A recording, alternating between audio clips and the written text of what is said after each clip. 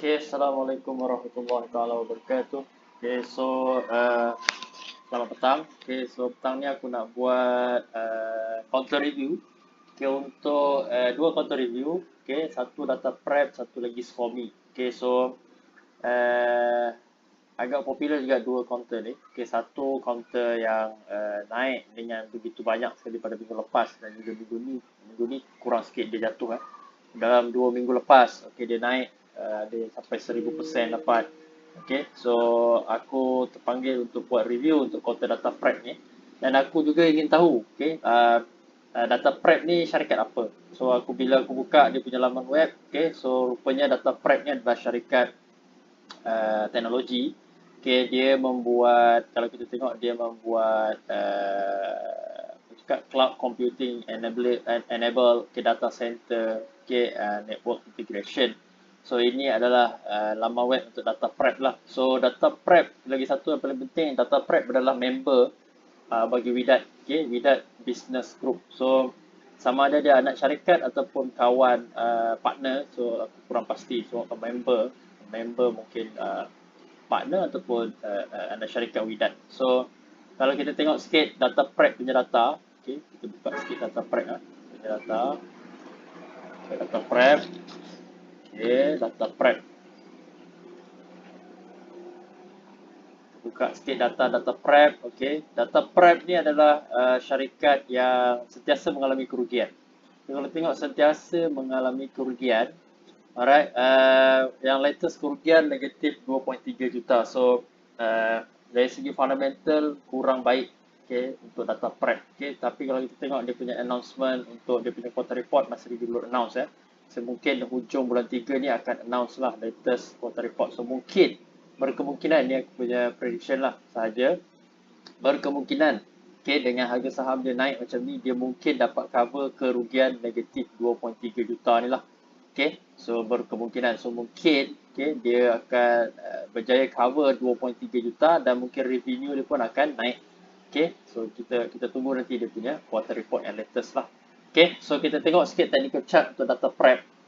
Alright, so data prep ni kalau kita tengok secara kasarnya, okay, dia punya pergerakan sideways saja.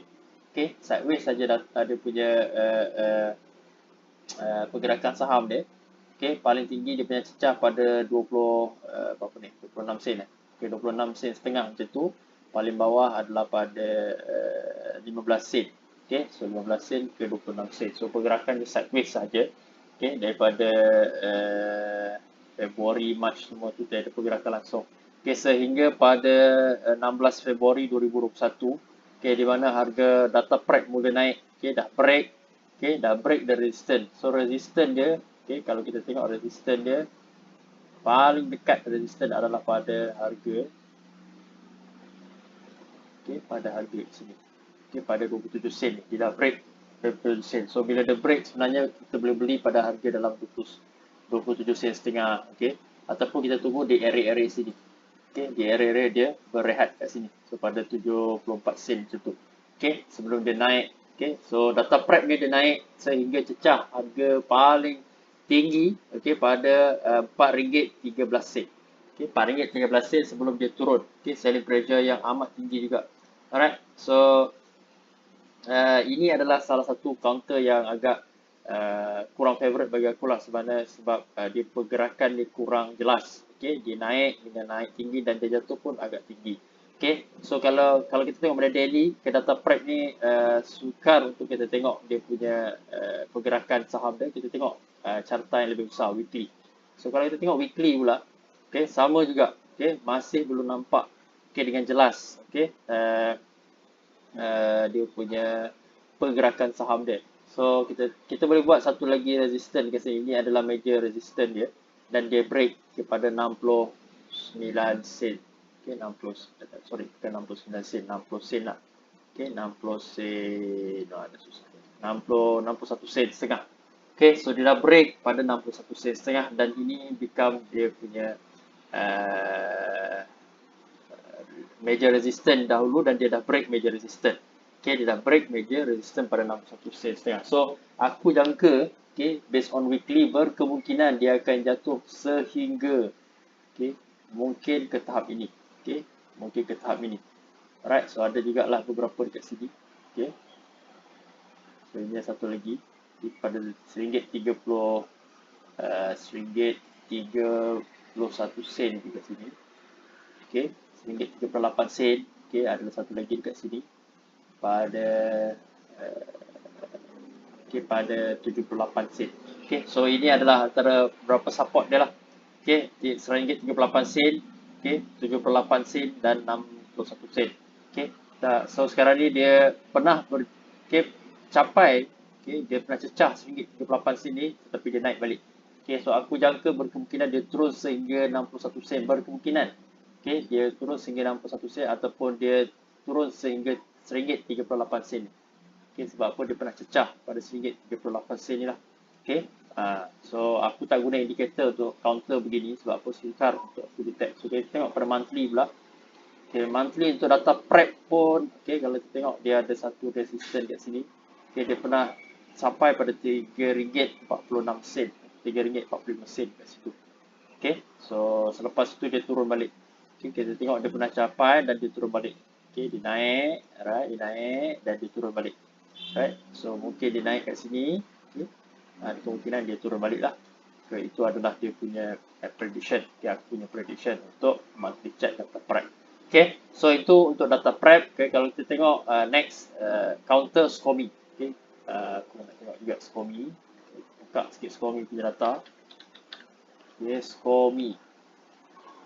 Okay, SCOMI. Alright, so SCOMI kalau check sikit dia punya laman web SCOMI ya. Kita nak tahu juga SCOMI ni. SCOMI energy ya. SCOMI company. Okay, kita tengok sikit SCOMI. Okay, SCOMI group. SCOMI group ni adalah counter oil and gas. Okay, so counter oil and gas, okay, dalam sebulan yang lepas, okay, beberapa bulan yang lepas lah, okay, mempunyai trend menaik. So tak kisahlah counter to PN17 sekalipun, okay, dia still, okay, adalah oil and gas punya company. So ini adalah laman web SCOMI. So kita tengok ada pelantar minyak, means that dia buat counter energy lah, okay, bukan counter minyak. Okay, oil and gas and transport solution. So dia buat oil and gas dan juga transport solution. So dia ada dua cabang bisnes dia. Okay, oil and gas and transport solution. Okay, so kalau kita tengok dia punya quarter report, okay, quarter report kalau kita tengok zero dia punya revenue kat sini. Oh, bahayanya. Okay, so kalau kita tengok zero, okay, revenue tetapi hutang, okay, masih ada. Okay, kalau kita tengok, alright. So itu pentingnya kita cari quarter report ataupun kita study pasal fundamental analysis. Kita tengok zero, beberapa quarter kat sini dia zero, so bermaksud tak ada revenue. Okay, tetapi hutang dia, okay, masih ada. So tapi paling baiknya, okay, SCOMI ni kalau kita tengok, okay, dia hutang dia makin sikit. Okay, so kita tunggu pada 26.2, dah keluar dah dia punya revenue, dia punya quarter report yang paling latest. So dia masih lagi berhutang negatif 5.5 juta dengan revenue kosong. So agak risky sebenarnya SCOMI ni. Okay, so kalau kita tengok sikit dia punya technical chart dia, agak risky based on fundamental. Sebab apa?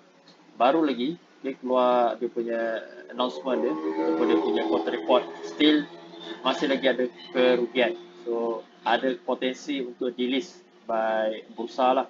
Alright, so kalau kita tengok pergerakan saham SCOMI ni, okay, saham SCOMI ni kalau kita pasang indikator sikit, dia naik setinggi, okay, dia pernah naik setinggi, okay, kita pasang sikit lah, okay, dia pernah naik setinggi 15 sen, okay, sebelum dia jatuh, dia tutup pada harga, okay, pada harga 11 sen.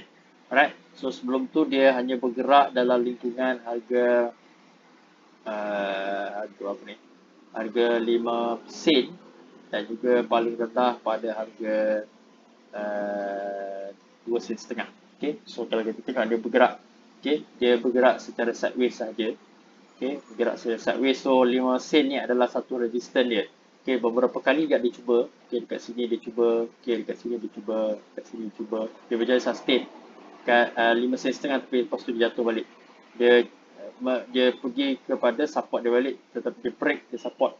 Okey, sehingga pada satu tahap pada 5 sen 1 sen setengah tu. Okey, selepas tu dia test lagi resistance dia. Okey, 5 sen dekat sini tapi gagal untuk ni. Dia turun balik. Okey. Tapi pada tak silap aku pada 16 Mac, okey. Volume yang tinggi menyebabkan dia break, okey, the resistance 5 sen dan dia pergi setinggi 15 sen. So agak tinggi sebenarnya.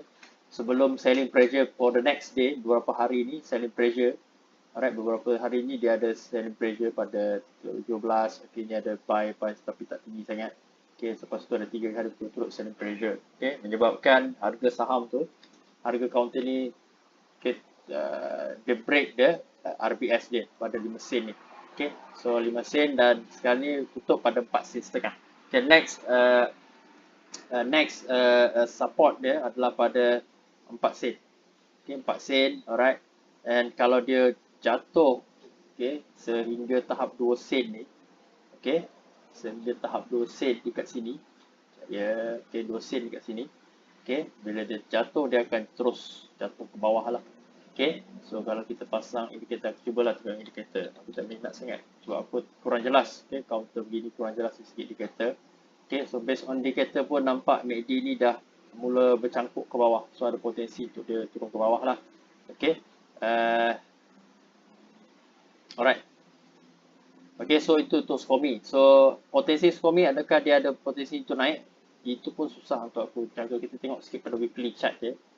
Okay, weekly chart ada potensi sebab apa baru saja berada di atas kat sini MACD baru saja berada di atas dia punya garisan biru dia, ada potensi untuk dia bergerak naik lah. Okay, so monthly pula.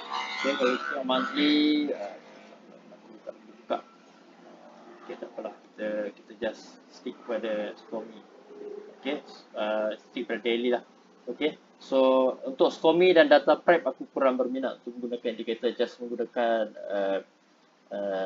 support dan resistance. Okay, so sebenarnya support dan resistance ni adalah ilmu basic dan ilmu yang paling penting sebenarnya. Walaupun kita tak gunakan indikator, kita boleh mencari ataupun mengenal pasti, okay, di manakah harga dia akan terpantul, okay, ataupun harga-harga murah, okay, bagi sesuatu saham. Okay, so okay, lagi satu SCOMI ni adalah counter PN17. Okay, ada potensi untuk delist by bursa lah.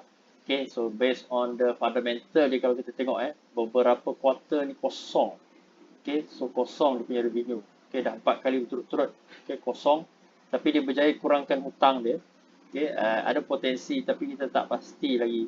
Okay, kalau dia gagal untuk bertahan ni, ada potensi untuk dia delist lah daripada bursa. So itu bahayanya bagi counter PN17. Okay, so itu saja untuk review saham data prep dan juga SCOMI. Assalamualaikum warahmatullahi wabarakatuh.